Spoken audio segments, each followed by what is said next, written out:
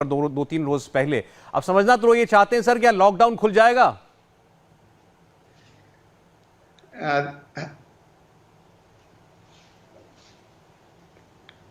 गौरव जी, एक तो मैं आपको ये बता दूं कि हमारे यहाँ 34 नहीं 36 हमारे पेशेंट ठीक हो गए हैं, जिनको वापस घर भेज दिया गया है।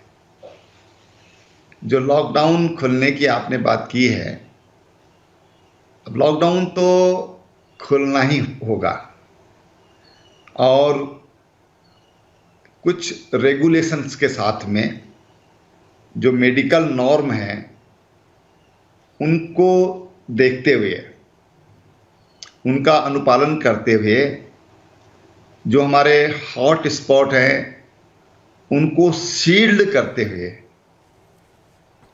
ये लॉकडाउन धीरे धीरे हमको खोलना होगा।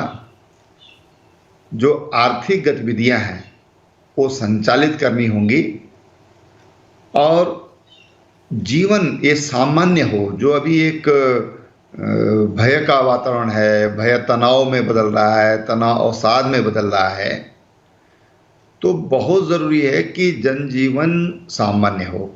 विशेषकर जो ग्रीन जोन्स हैं, अब जैसे उत्तराखंड की मैं आपको बात करूं तो हमारे 6 जिले प्रभावित हुए थे। 4 जिलों में ज़्यादा केस थे, 2 जिलों में एक एक केस सामने आए थे।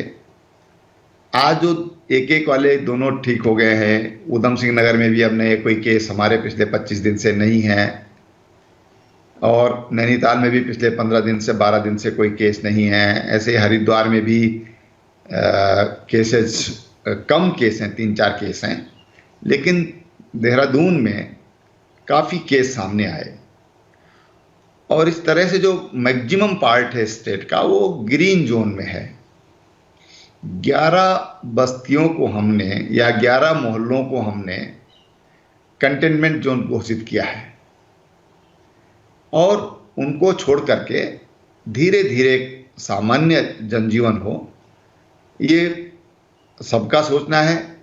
हमने माननीय प्रधानमंत्री जी से भी इस बारे में बातचीत किया है और मैं आपको बताता हूं कि आज अभी गृह मंत्रालय ने आज ही अभी शाम को कुछ नई छूटें दी हैं कि इंटर स्टेट अगर लेबर है, इंटर स्टेट अगर कोई लोग हमारे वहाँ पर कैंपों में रह रहे हैं, क्वारंटीन में कहीं पर रह रहे हैं, तो वहाँ की सरकार से बातचीत करके और उनको वापस बुलाया जा सकता है, आदान प्रदान किया जा सकता है। जी सर, ये तो बहुत राहत की बात थी जो अभी आपने बताया कि ये नई गाइडलाइंस आई हैं। सर ये बताइए कि उत्तराखंड काफी हद तक इसके दुष्प्रभाव से बचा रहा, बहुत कम मामले हैं। इसकी वजह आप पहाड़ी क्षेत्रों को होना मानते हैं या आपने कोई ऐसा कंटेनमेंट का काम किया?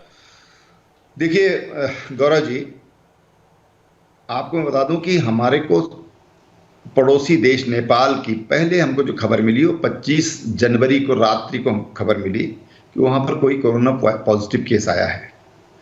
क्योंकि उत्तराखंड की लगभग 550 पौने 600 किलोमीटर की सीमाएं नेपाल से लगी हुई हैं। मित्र राष्ट्र है, हम लोगों के उधर रोटी बेटी के भी रिश्ते हैं नेपाल में हमारे, और इस वजह से हमको इतनी चिंता हुई। और 26 जनवरी को प्रातःकाल मैंने डॉक्टर हर्षवर्धन जी से बातचीत किया, उन्होंने तुरंत रिस्पॉन्स किया। उसी समय उन्होंने अपने सेक्रेटरी को कहा, हमारे सेक्रेटरी ने उनसे बातचीत किया और सीमाओं पर तुरंत गृह मंत्रालय से चौकसी बढ़ गई। 15 मार्च को पहला केस उत्तराखंड में ये पॉजिटिव केस सामने आया और वो जमाती थे। भारत सरकार से भी हमको जानकारी मिली कि 135 लोग यहाँ से मरकज निजामुद्दीन मरकज में गए थे, तो हमने उनको ढूंढना शुरू किया और इनको 135 से जब हम लिंक ढूंढते चले गए कितने लोग गए थे कितने लोग गए थे, तो पता चला ये 1435 लोग थे जो उत्तराखंड में आए थे और कुछ जमाती जो उत्तराखंड से बाहर जमात के रूप में गए थे देश के अन्य हिस्सों में। तो हमने फुली उनको, हमारी पुलिस ने बहुत बेहतरी से उस पर काम किया और हम उन 1435 को हम ढूंढ पाने में सफल हुए और उसके कारण हमको सुविधा हुई तह तक पहुंचने में। और हमने सबको, आज हमारी उनसे प्रतिदिन बातचीत होती है, उनमें जो पॉजिटिव पाए गए उनको अस्पताल में भर्ती किया गया, उनका इलाज किया गया। ये जरूर है कि हमको जो मदद समाज के द्वारा या मैं कहूँ कि जमातियों से मिलनी चाहिए थी, वो हमको नहीं मिली प्रारंभ में। और हमको बहुत हार्ड डिसीजन लेना पड़ा कि अगर कोई संक्रमित मिलता है तो हम उस पर 307 की धारा लगाएंगे। अगर किसी संक्रमित को कोई छुपाता है या किसी जमाती को कोई छुपाता है तो उस पर भी हम 307 का मुकदमा दर्ज करेंगे। और अगर उससे कोई संक्रमित होता है और किसी कारण उसकी मौत हो जाती है तो हम उसको 302 में उनका चालान करेंगे। ये बहुत ही अप्रिय निर्णय, कठोर निर्णय ये हमने लिया और उसका परिणाम ये रहा कि फिर जमाती हमारे पास जो रह गए थे उन्होंने सीधा सीधा एक तरह से सरेंडर किया, उन्होंने सूचना दी और हम उसको रोक पाने में सफल हुए। सीमाओं पर हमने बहुत बेहतरी से चौकसी करी। जो संभावित क्षेत्र है और जहां पर संक्रमित पाए गए उनको हमने तुरंत सीज कर दिया।